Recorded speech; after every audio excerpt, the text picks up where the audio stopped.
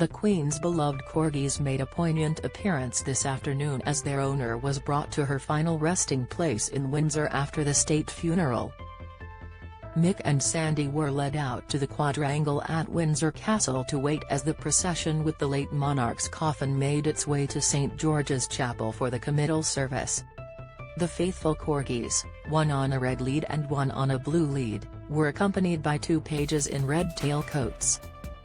The Queen's fell pony, Emma, also greeted the procession on the grass along the long walk where there were a sea of floral tributes. The moving moments were a nod to the late monarch's lifelong love of dogs and horses. They also echoed when Prince Philip's carriage ponies played a part at his funeral last year as they stood in the quadrangle of Windsor Castle as his coffin was carried past on a Land Rover in a procession. The Queen's beloved corgis made a special appearance on Monday afternoon. Image, Reuters. Muick and Sandy were led out to the quadrangle at Windsor Castle. Image, Getty. Muick and Sandy patiently waited for their owner. Image, Getty. The Queen's fell pony, Emma, also greeted the procession on the grass along the long walk. Image, PA. Prince Philip's carriage ponies at his funeral in 2021. Image, Getty. Queen's favorite horse Emma waits for her one final time at Windsor Castle. Video. The monarch's favorite pony Emma watched the coffin enter the grounds of Windsor Castle ahead of a private family service at St George's Chapel. Watch the touching moment here.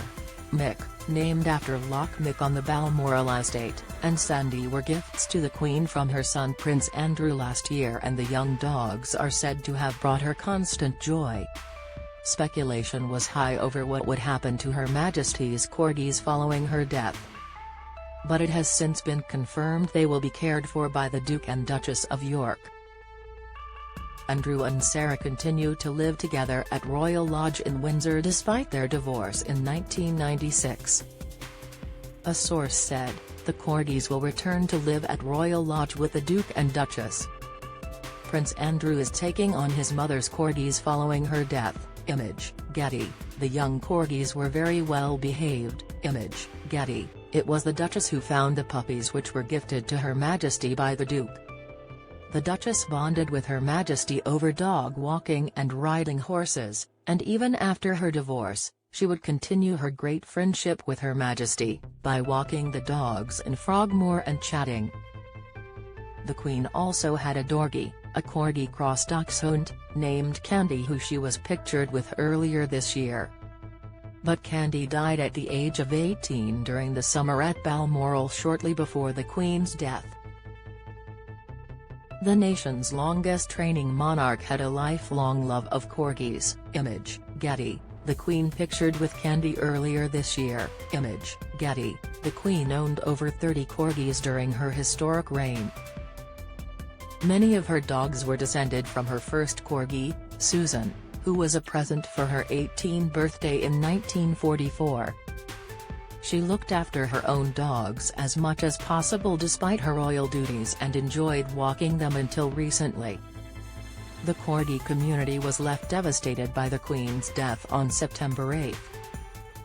Kay Hogg, Secretary of the Welsh Corgi League Scottish sector, said, "We are very, very sad. Everywhere the Queen went there were always corgis." The procession travels up the long walk in Windsor. Image, Getty. The coffin is carried in the state hearse. Image, Getty. Trending. She grew up with corgis and everybody associated corgis with the Queen. "We feel as though, although there is a corgi league and a society, we've actually lost part of our world. She did so much for the breed, always had corgis by her side all her life." The Queen will be reunited with her late husband the Duke of Edinburgh in the King George VI Memorial Chapel during a private burial service attended by members of the royal family this evening. More than 2,000 guests including prime ministers, presidents and royalty from across the world attended the state funeral at Westminster Abbey on Monday morning before a committal service was held at St George's Chapel in the afternoon.